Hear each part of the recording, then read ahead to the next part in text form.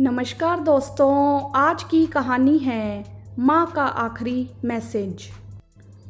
फूलों सी मुस्कान सदा सजी रहे चेहरे पे तुम्हारे, कांटा भी न चुभे कभी बच्चों को हमारे, रहे सदा खुश पाए खुशियाँ अपार, यही है प्यारे बच्चों को उनकी माँ का आशीर्वाद। सुबह से अनीता न जाने कितनी बार यह मैसेज पढ़ चुकी थी। बच्चों को स्कूल और पति को ऑफिस भेज, फिर एक बार उसे पढ़ा और मैसेज पढ़ते ही अनीता की आंखों से टप टप आंसू गिरने लगे। उसे यूं लग रहा था जैसे उसके सीने पर कोई पत्थर रखा हो, जिसे वह चाह कर भी हटा नहीं पा रही हो। माँ की तस्वीर फोन में देख यह कहते हुए बिलख कर रो पड़ी। माँ, आज आपकी बेटी का जन्मदिन है। कब तक वही पुराना आखिरी मैसेज पढ़ती रहूं? कुछ नया भेजो ना। फिर खुद ही अपने आंसू पोंछ अपनी माँ की फोटो चूमते हुए बोली, मैं जानती हूँ माँ, आप ऊपर से मुझे देख रही होंगी।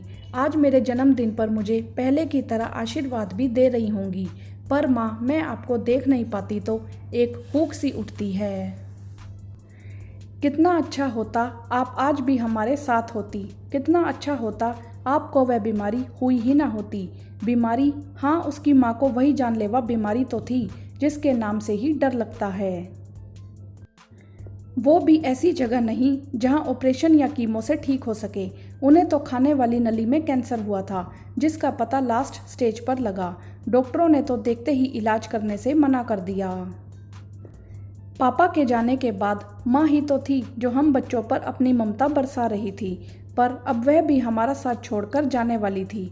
अनीता, उसके भाई और भाभी ने बहुत कोशिश की कि माँ को इस बीमारी का पता न चले, पर सारी जिंदगी हर बीमारी हारी में सबसे पहले सबके साथ खड़ी होने वाली माँ को तो जैसे सब पता था। माँ के आखिरी दिनों में वहीं उनके पास थी अनीता। जब उसका जन्मदिन पड़ा था तब उसके लाख मना करने के बावजूद माँ ने भाभी से बोलकर पकवान बनवाए थे। खुद एक एक बूंद पानी को तरस रही माँ ने जब अपने हाथ से उसके मुंह में निवाला डाला तो अनीता का कलेजा मुंह को आ गया, पर अपनी माँ के गले लगकर खूब रोई। तब माँ ने उसके आंसू पोंछते हुए कहा, बिटिया, यहाँ कौन अजर अमर है, मरना तो सभी को है।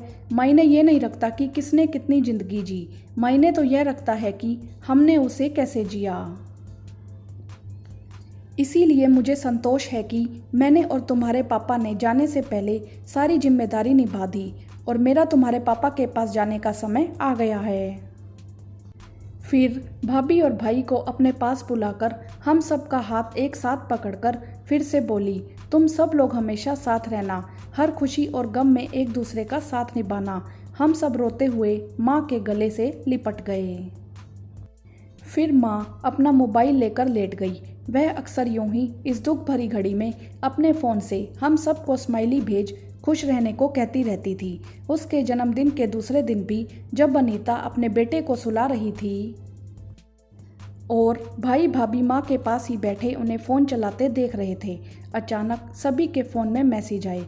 हम सब माँ का भेजा मैसेज देख रहे थे और माँ हम सबको छोड़ अपनी सारी तकलीफ लेकर खाली पेट अंतिम यात्रा पर चली गई।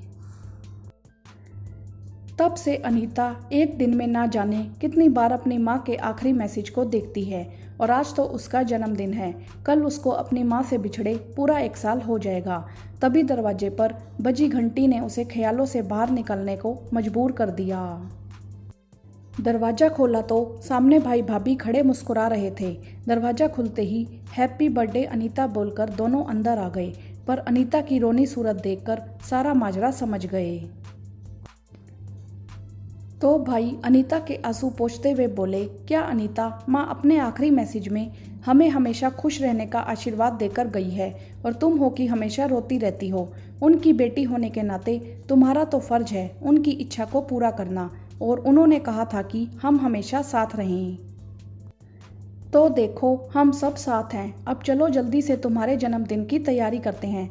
जीजा जी और बच्चों के आने पर हम सब मिलकर तुम्हारा जन्मदिन मनाएंगे, तभी माँ भी खुश होगी। अभी तो तुम्हें देख वह भी दुखी होगी। भाई की बातें सुनकर अनीता ने अपने आंसू पोंछ लिए और भाभी के साथ मिलकर तैयारी करने लगी। शाम को सभी ने मिलकर उसको जन्मदिन की बधाई दी, पर फिर भी वह अपने आप को माँ का मैसेज पढ़ने और उनकी तस्वीर से आशीर्वाद लेने से खुद को रोक ना सकी। माँ के जाने के बाद जो सूनापन होता है वह कभी नहीं भरता। जब माँ की बहुत याद आती है तो हम उनकी पुरानी चीज़ें, तस्वीरें, फ़ोन में मैसेज देखते रहते हैं। कभी कभी तो उनका नंबर तक डायल कर देते हैं, पर हाथ सिर्फ मायूसी लगती है। फिर भी हम मुस्कुरा देते हैं अपने बच्चों के लिए, क्योंकि कोई भी माँ अपने बच्चों को उदास नहीं देखना चाहती। वीडियो को लाइक करें, ज़्यादा से ज़्यादा अपने फ्रेंड्स और फैमिली के बीच शेयर करें और चैनल को सब्सक्राइब भी करें। धन्यवाद।